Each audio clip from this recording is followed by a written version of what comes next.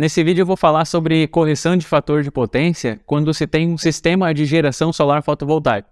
Eu já falei sobre esse tema aqui no canal, tem um vídeo abordando esse assunto, mas de uma maneira mais conceitual. Eu falei de algumas coisas que mudam na hora de se corrigir o fator de potência quando se tem um sistema solar fotovoltaico e falei também o que é necessário levar em consideração para fazer o cálculo da potência do banco de capacitores.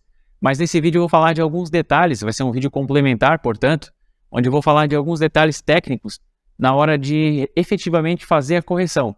Quando você já tem calculado a potência necessária e precisa montar o banco de capacitores e instalar ele da maneira adequada.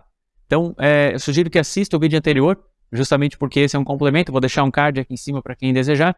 E nesse vídeo de agora, então, como eu falei, vou falar de alguns detalhes que são fundamentais para o funcionamento correto da correção de fator de potência quando se tem energia solar. Se você gosta desse tipo de conteúdo, considere se inscrever no canal e ativar o sino para receber as notificações e não perder nenhum outro vídeo que for publicado. E também, por favor, deixa o like, porque isso nos permite continuar trazendo conteúdo técnico de qualidade. Bom, então indo direto ao assunto, eu vou começar falando do transformador de corrente. Eu já falei no vídeo anterior que o transformador de corrente ele precisa ler banco de capacitor, carga e também a geração solar fotovoltaica. Mas eu quero reforçar aqui a questão da posição e da ordem desses componentes. Nós temos medidor da concessionária, o transformador, quando a medição é feita na média tensão, nós temos medidor, transformador, o TC precisa vir logo em seguida desses dois equipamentos, e depois nós vamos ter banco de capacitores, carga e energia solar fotovoltaica. O ponto de conexão da energia solar fotovoltaica ela pode ser tanto antes ou depois da carga, mas o ideal é que seja mais próximo possível da carga para ter máxima eficiência do equipamento, né, do cabeamento. Porque quanto mais comprimento de cabo, mais percas serão geradas, né? Então quanto mais próximo da carga, melhor. O banco também é interessante que fique perto da carga, eu sempre falei disso aqui. Mas nesse caso específico, como nós vamos ter um inversor solar gerando um pouco de ruído harmônico na rede, os capacitores eles são um pouco mais suscetíveis a problemas devido a ruído harmônico. Então o ideal é que ele não fique tão próximo do inversor, então você traz ele mais para perto da medição de repente, ou deixa ele em algum ponto que não fique tão próximo, que tenha vários metros de cabo entre geração solar fotovoltaica e o banco de capacitores. O ideal é que seja dessa forma, mas nem sempre é necessário. Os bons inversores solares eles acabam gerando pouquíssimo ruído harmônico que não vai ser suficiente para afetar o banco de capacitores. Ou você coloca alguma proteção do banco, né? Com aquele indutor que vai em série com o banco de capacitores que eu citei nos primeiros vídeos aqui dessa série, onde eu falei da montagem do banco de capacitores.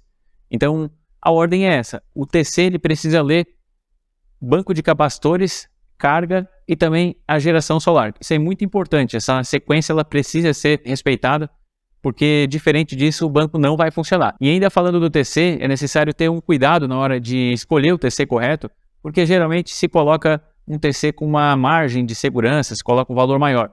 Nesse caso não se deve ter margem de segurança. Se a corrente que vai circular no circuito é no máximo 100 amperes, coloca um TC 100/5. Não coloca 200, não coloca 300, porque isso vai prejudicar o funcionamento. Então, o primário do TC, ele precisa ter o menor valor que for possível, desde que esse valor não vá ser ultrapassado, é lógico, mas o menor valor possível. Isso porque quando a carga estiver sendo alimentada pela geração solar fotovoltaica, a corrente que vai passar por esse TC é muito pequena.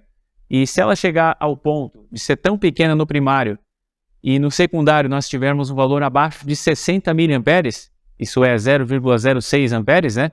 Se ficar abaixo de 60 mA, o controlador de fator de potência ele vai interpretar como um sinal perdido, um sinal desprezível, e aí ele para de realizar a correção.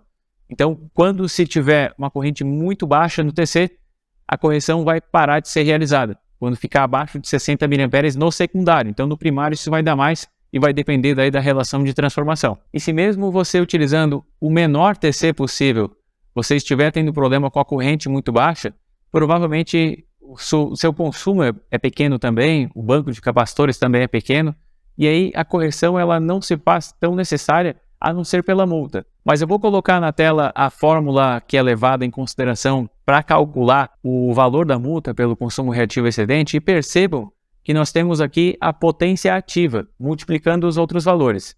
Não é necessário entender nada desses outros valores para perceber que quando você não tem consumo de potência ativa, o resultado dessa conta aqui sempre vai ser zero, portanto a multa vai ser zero.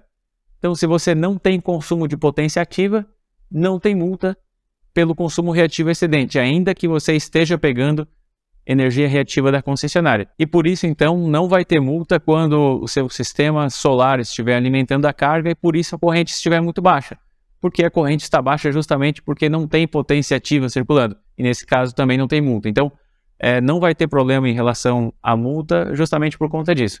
Mas a correção de fator de potência, apesar de nesse caso não se fazer tão necessária assim, ela ainda assim traz outros benefícios. É bacana que se faça essa correção e para que ela aconteça mesmo quando o seu sistema solar fotovoltaico estiver alimentando a carga, então eu vou dar algumas sugestões. Primeiro, o range do controlador. Deixa o maior range possível. Trabalhe com valores mais baixos de fator de potência alvo. Configura lá 0.92, no máximo 0.93. Não precisa mais que isso, porque quanto mais próximo de 1, menor vai ser a corrente. Imagine que o fator de potência é 1.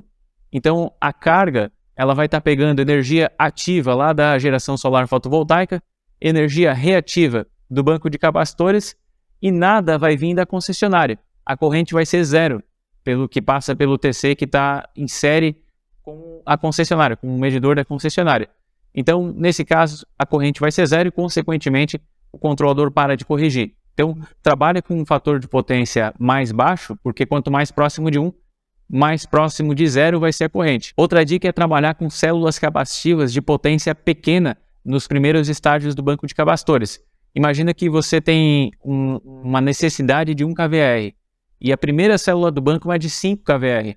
Então, quando você ligar esse capacitor, imediatamente vai ficar capacitivo o circuito. Aí o controlador vai mandar desligar.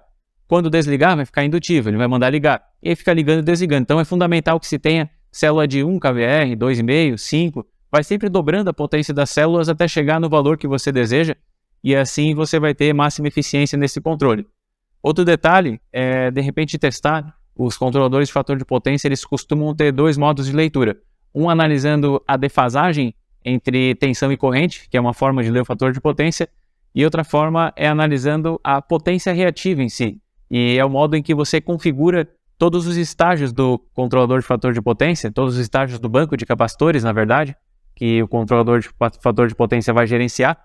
E configurando isso, dependendo da circunstância, talvez um modo possa vir a ser mais adequado, talvez o outro modo. Então, testa os 2 modos e verifica, porque como eles trabalham de maneira diferente, eles vão se comportar de maneira diferente também. E aí, caso não esteja sendo possível fazer o controle do fator de potência por conta dessa corrente muito baixa, se você tiver problemas de corrente muito baixa, ainda que tenha seguido todas as dicas que eu dei, nesse caso, é bacana que se tenha então um timer para desligar o banco de capacitores nos horários onde se tem o pico de geração e é onde se vai ter a carga sendo alimentada totalmente pelo sistema de geração solar fotovoltaica. Então, nesses casos, desliga o banco, puxa a energia da concessionária mesmo, a energia reativa, né, da concessionária mesmo, ou coloca os bancos fixos nesse horário, né? Se você sabe que vai ter demanda para esses capacitores, coloca os capacitores diretos através de um timer. E aí, ou talvez de alguma saída do seu inversor também, né? Se o seu inversor tiver uma saída para isso, ele pode ativar então os capacitores. E aí, para os horários em que a carga ela esteja vindo parcialmente ou totalmente da concessionária, deixa o controlador de fator de potência trabalhar, então, que ele vai fazer o papel dele de manter o fator de potência o mais próximo possível de 1. Se esse vídeo foi útil para você, se trouxe algum conhecimento novo, por favor, deixa o like, porque isso nos permite continuar gravando os nossos vídeos aqui, continuar trazendo conteúdo técnico. E se você gosta do nosso conteúdo, se inscreve aí no canal e ativa o sino para receber as notificações.